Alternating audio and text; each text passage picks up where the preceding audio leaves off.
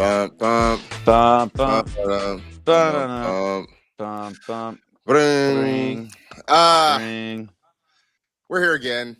Back with the same old feeling on another day. Welcome to the Wednesday edition of the Blue Review presented by LAX. I'm Marcus Grant. That is Greg Bergman. We think Parker Bell is wallowing in a Tanner Scott defeat as maybe the last person on Tanner Scott Island. I'm guessing that's why he's not here today. I don't know. Greg, I'm assuming that's the only reason that he wouldn't be here is yeah. because of that. He says he's working from home. That's news.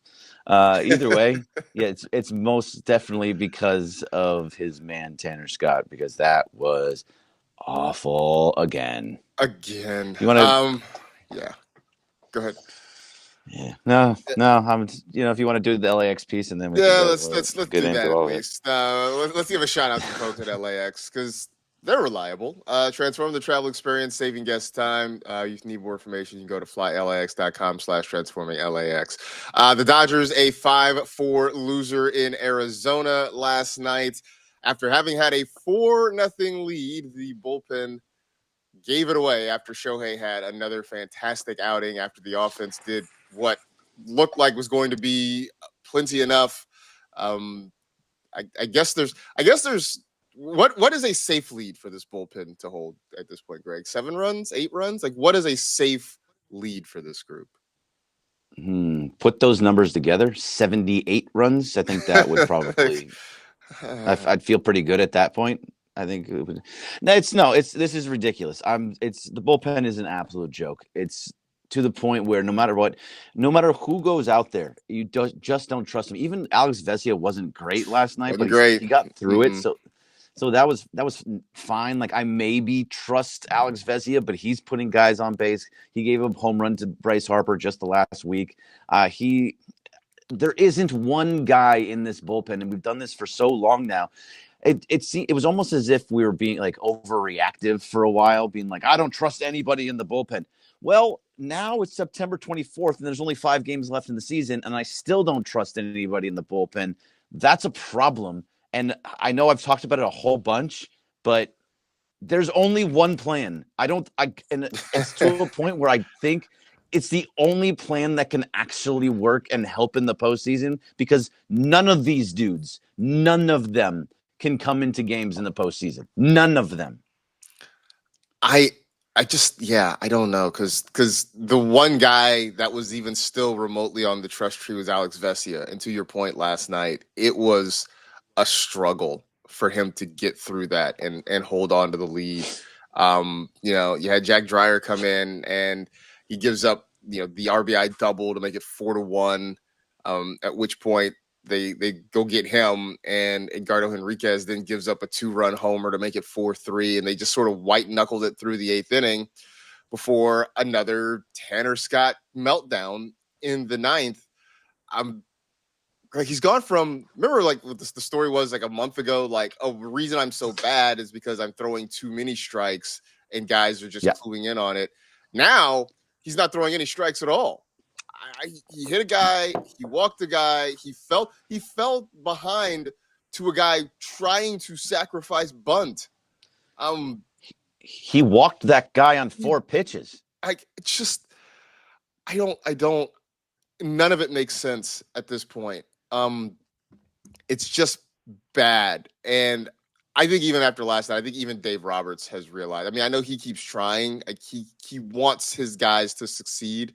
But I think after last night, even he has to see that this is just not going to work in the playoffs. No, I would hope he does. I know that they're going to bring up Roki Sasaki today, and we'll see what he can do. But that's only 5 games that he has left, and he can't pitch on all 5 of them. He can probably pitch in 2 of these games, maybe 2, maybe 3. I mean, yeah. So you're not looking at a guy that's going to pitch in a whole bunch right away, and who knows what that is, and maybe he'll keep guys off guard. I don't know. But I also saw in there, I think it might have been Jazz Mead saying bring up Hurts and bring up. Let me see exactly who they said. Jazz Mead, bring up Roki, Stewart, and Hurt. They won't pitch scared. You're just guessing, and I agree with you. Bring those guys up. Like, Stewart has to come off the IL. When he does, he could be helpful, but that's against righties. And also at the same time, last time he was up and before he got injured, he was bad. He was walking a ton of guys. Everybody in this bullpen comes out and they just cannot find the plate. And that's one of the more frustrating things out of anything. How seeing a reliever come out and just not be able to find the plate. It's so frustrating. You need to get guys out. You cannot walk guys if you're a reliever, and they continually walk them. They give up home runs. This bullpen is just awful.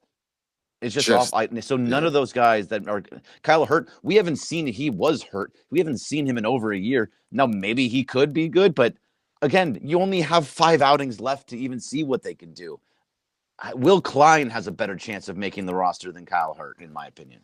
I mean, he probably does. And the other part of this, as you're trying to figure out where guys can slot, how they work, you got a couple things sort of working against you here. One is certainly time, because you just don't have that many games left. The other part is they are still trying to win a division, so it's hard to tinker around. Like they don't have the luxury of having the division wrapped up or the magic number is 1 and they still got a bunch of games left. Like they're only a game and a half up on the Padres right now. So the division is still very much in jeopardy at this point. I don't know, maybe they don't really care because they're already in the playoffs and they're just trying to work things out. But to have that get away, I think would be a pretty colossal from this group. The other part is Dave Roberts has made it a point to say he's pushing his starters to go deeper in games. I think in part because he wants to hide the bullpen as much as possible. So if you are pushing your starters to go through 6 into the 7th inning, that just doesn't leave many innings for you to try these guys out. So they've really painted themselves into a corner with this. I don't know. I mean, we came into the season, Greg, saying they got 3 closers. How are they going to use them? It's like the old line: if you have 2 quarterbacks, you really have none. If you have 3 closers, apparently, and you're the Dodgers, you really have none. You have none. There are no answers right now for this group. I don't No, know what else to say about it. There's no answers. No, there are no answers, and there's nothing that they can really do besides just keep going out there what they have. I know it. I did talk about it a lot, and I've said it on every single show that I've ever been on. I honestly believe that the piggyback plan is the only plan that can actually work in this situation. You have to have Glasnow, Sheehan, Kershaw be guys that are just ready to come out of the pen and back whoever it is, whether that's 4 innings and they go 6 or it's 7 innings and they go 3. Doesn't matter. I mean, you just at right now, and I tried to work it out in the group chat yesterday about like how it would work in a 7-game series. And first of all, they have to get through the 3-game series and then the 5-game series and then the 7-game series. But I try to work it out. And in a 7-game series, this is what I came with, like, help me out and trying to work it out with me. Yeah. Yamamoto to Glasnow, Snell to Kershaw, Ohtani to Sheehan in Game 3. Since Glasnow be pitching in Game 1, that would be his bullpen day. He can pitch. He can start Game 4. So then you can take your Game 2 piggyback and go off of Glasnow. So Glasnow to Kershaw in Game 4. Start over with Yamamoto in Game 5, but then you go to Sheehan. And then this is where it started to get a little tricky. Game 6, Ohtani to Snell, and I'm not really a fan of having Snell back there. And also then you don't have a starter for Game 7 at that point because you're not going to go Sheehan or Kershaw again. I mean, unless you can pitch Kershaw and Sheehan, you can technically go after Yamamoto, go Snell to Kershaw and then Ohtani to Sheehan again. I don't know. But those essentially you can't trust anyone in that bullpen to go out there. And I know they're going to have to pitch some innings, but that seems like the only way to do it.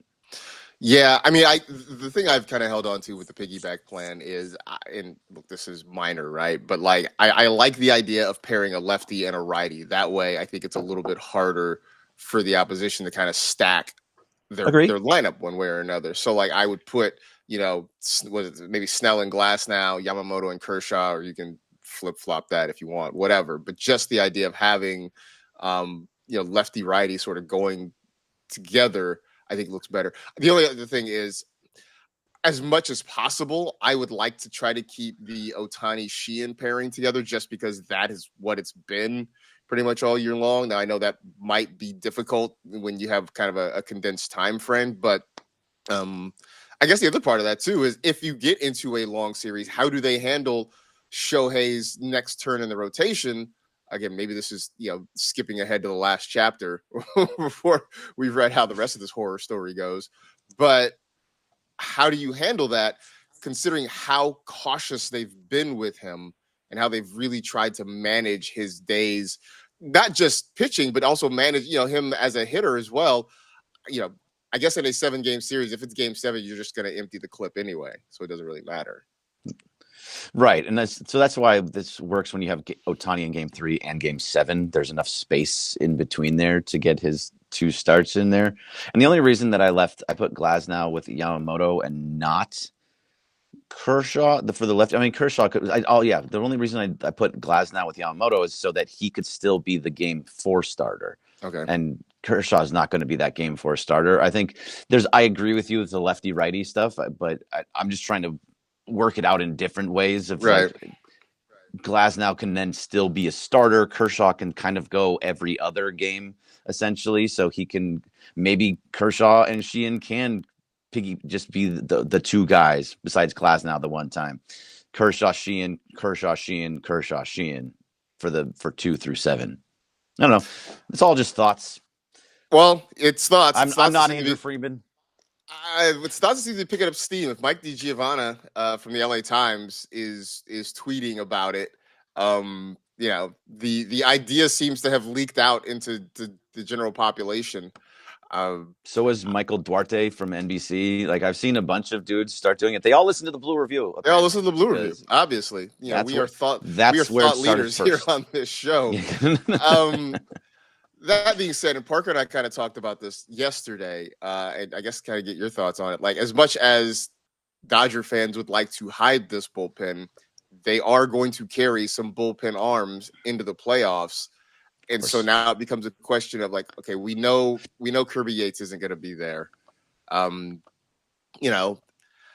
Dave Roberts says he has unwavering faith in Blake Trinan, so I guess he's going to be there. I mean, does the same apply to Tanner Scott? Just because I just don't know. I don't know who makes it, who doesn't. I mean, Vesey is there. Bonda's there. Bonda's been the least offensive, I feel like, because we've seen the least of him over the last week or so. So he hasn't had a chance to really, poop the bed. I don't know who makes it and who does it, because they've all been equally troublesome for the last month. Yeah, so I don't know who he is, but for the most part, I think you're going to get guys. So let's try and work this out a little bit. I think you're right. You're going to see Trinan and you're going to see Scott, which is so very upsetting. I think as long as Sasaki comes in for the next 5 games and actually does something, I think you see Sasaki in the bullpen. Mm-hmm. It's going to be Bonda. It's going to be Vezia. So that's 5. I can see Edgardo Henriquez getting in, but again, he's given up two home runs, big home runs in his last, I think, 3 outings. So he's starting to just be caught. There was that whole game last night too. It was like they brought up the righty to go against Dreyer, and then they brought in Henriquez. So they brought in the lefty, and then he gives up a home run. It was just an absolute mess, the whole thing. So that's 5. I guess you could find. Would it be Will Klein, because he was clean the last couple outings that he had? Because you're probably gonna hold 12 with the 6 starters and then 6 relievers and then 14 guys on the bench. So that would be 6 if they hold Klein in there. Otherwise, I have no idea who else it would be. But I also feel like a healthy Brock Stewart, Dreyer. A healthy Brock Stewart has to be there, right? Like, I mean, he was your deadline acquisition, right? He was the guy that was supposed to, air quotes, fix the bullpen and kind of help your issues there, right? So if he's healthy, Klein out. If he's healthy and you don't put him on the playoff roster, like, what even was the point of that? Well, what was the point of most of these moves that they made? What was the point of Scott? What was the point of Yates? What was like? It's just, this whole thing. It seemed like a good idea right at the time, right? I saw this in the chat, and I've seen this in the chat a few days too. That everybody's saying Andrew Friedman deserves some blame, and I think he does. But I also think that's more of an off-season conversation about roster construction and what they did or didn't do. Just because right now, the it's just about putting out the fire, right? The bullpen is just absolutely a dumpster fire right now, and you know, right now it's putting it out. It's trying to see if we can sail this ship to the end, and then afterwards we'll talk about who's to blame for the fire starting and all of that happens. So I get everybody's upsettedness with Andrew Friedman. I think we all share that. Um, I just don't see any value right now with 5 games left and a whole playoff series at least, coming to talk about what the front office did or didn't do. Um, we're gonna have a whole long winter to litigate that. I think, as far as I'm concerned. Yeah. So when Andrew Freeman, I don't blame Andrew Freeman at all. At the beginning of the year, we were looking at this good. Oh my God, we all wanted Tanner Scott. Everybody wanted Tanner Scott. That was somebody that he was a lefty that he was Shohei Otani's kryptonite. And you're like, oh yeah, if get him. If he can't hit him, just go get him. And that was a great pickup. He only had 2 blown saves last year. He has 10 this year. That's why the bullpen is so volatile all the time. We were talking about how they spent money. They went out and they did something, and it was right. They did it. They went out in the off season, so they didn't have to do anything at the deadline. Now you have to be able to adjust there, and they should have made moves, and you should have gone after like Duran or somebody like that. Go after an actual closer, which you already have 7 of them. So no matter what, I don't blame Andrew Friedman because he did all the moves that you asked him to do. He spent over $1 billion bringing guys in here to be so this pitching staff wouldn't be a problem. So you could have a masterpiece of a team that you're like the best 1 through 9, the best pitching staff, the best bullpen you've ever seen, and the bullpen just pooped the bed, to your point. And it's just too much right now to blame him. And I don't blame Dave Roberts either. He has to put guys out there. I mean, you're supposed to use a bullpen. Yeah. So putting those guys out there, you have to try to get them right to be ready in the postseason. And they just consistently blow it. That's not on Dave Roberts. He only has so many guys to go to, and every single one of those guys blow it. It's not Dave's fault. He has to pick and choose, and it's just nobody can do it. Yeah, I mean that is, to me. I think Dave Roberts is maybe the least blameless in all of this, just because he really is working with the hand he was dealt. And at some point, like, I know everybody say, well, you can't keep running Scott out there. Okay, but then who do they go? You can't run Trinan out there. You can't run Enriquez out there. No. You don't have Michael Kopech to kick around anymore. Like, just at some point, yeah, because as much as he's hurt. Yeah, sure. As much as Roberts is pushing these starters, and I think the starters are pushing themselves too. I mean, I just get the sense, whether it's Otani, Snell, Glasnow, whomever it is, I think they feel the burden of knowing they've got to get certainly through 6, maybe through 7, to give this team a chance to win. It's just there's just no. I keep saying it. There's no answers here. I think I saw a post from Eric Steffen last night about how in the Dodgers' last 3 losses, it's come when the starters, it's been Otani twice and Emmett Sheehan, have given you a combined 18 scoreless innings, and somehow they've lost. They've had 3 losses in that situation. That's brutal. Yeah. I mean, they go into the 7th inning. This is what you're talking about. You're going to the 7th and 8th inning with not giving up a run, and you're losing consistently. As soon as the bullpen comes in, and every single team out there knows it, just get to the Dodgers bullpen. It's what we used to always say about every other team. All right, if the pitcher is going good, just get to the bullpen. We'll smack around the bullpen, and then we'll take the game. And that's what's happening with the Dodgers right now. They are just getting smacked as soon as a bullpen arm comes out. None of them are confident. None of them throw strikes. None of them know where the plate is. They all just are going out there and be like, God, I hope this goes over the plate. Every one of them. I mean, they had a 4-run lead with 9 outs remaining, and could not lock that down. 3 in the 7th, 2 in the 9th. And just, we're hearing it. It's to the point Joe Davis has run out of things to say. Right. Right? I mean, the single happens and it's no words. Like Joe Davis has nothing to say anymore about it. Like they've broken him. They've broken Oral. Like it's just bad. Just to have a positive moment for just a moment while we only have about 4 minutes left. You said Joe Davis, and Joe Davis had an amazing call in that game for Benny Rortvet or Benny Wortvet. Wortvet. When he hit the home run, Joe Davis goes, Benjamin biceps flexes. I was like, that was awesome. Is that what we're calling him now? Is he Benjamin biceps? He's Benny Biceps, but he gave him the full. He went with the full name. Yeah, he calls him Benny Biceps, and so when he said Benjamin biceps flexes, I love that. That was what I wanted to come in here and talk about today. I was like, oh, this is gonna be a great game. We're gonna talk about Shohei, how great he is. He went 6 innings. We didn't even mention that Shohei went 6 innings, by the way. And I was all excited to come in here, and then the bullpen just absolutely destroys my night. And that was a really good call. And Benny Biceps has been really, really good.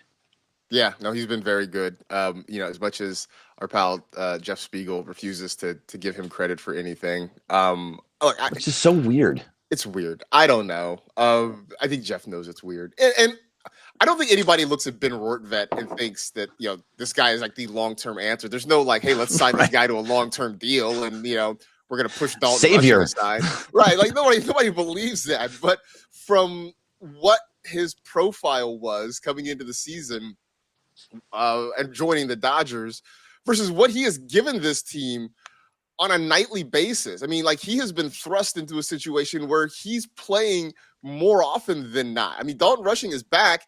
He's still kind of sticking to that, once or twice a week sort of situation. It's been Rortvet, and he has played well. I think he is a good defensive catcher, and he gives them just enough offense that it's working.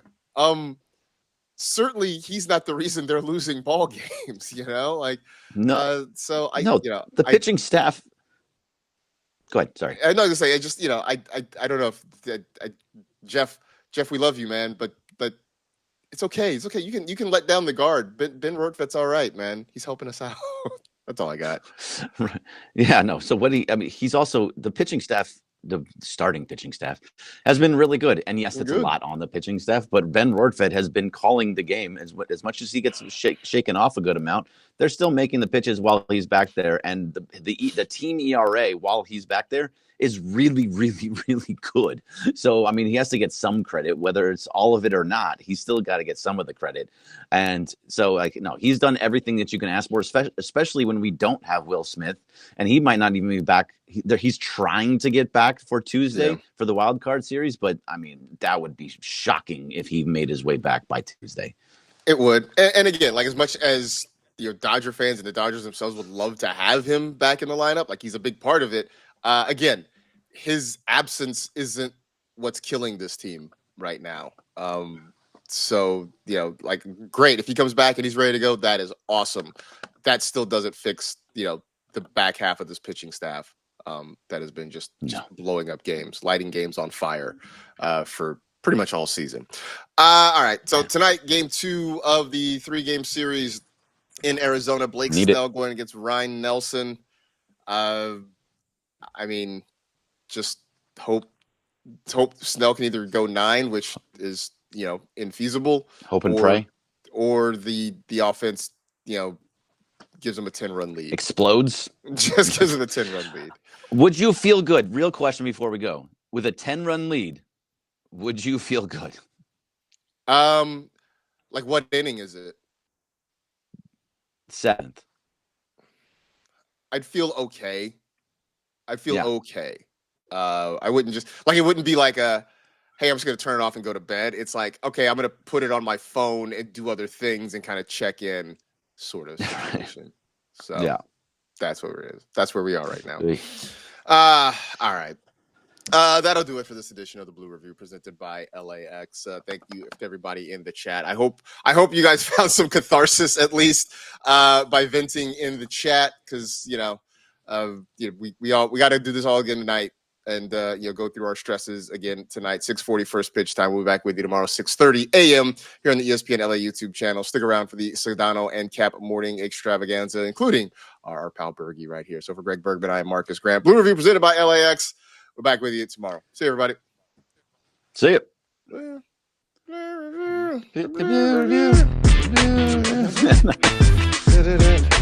Bow.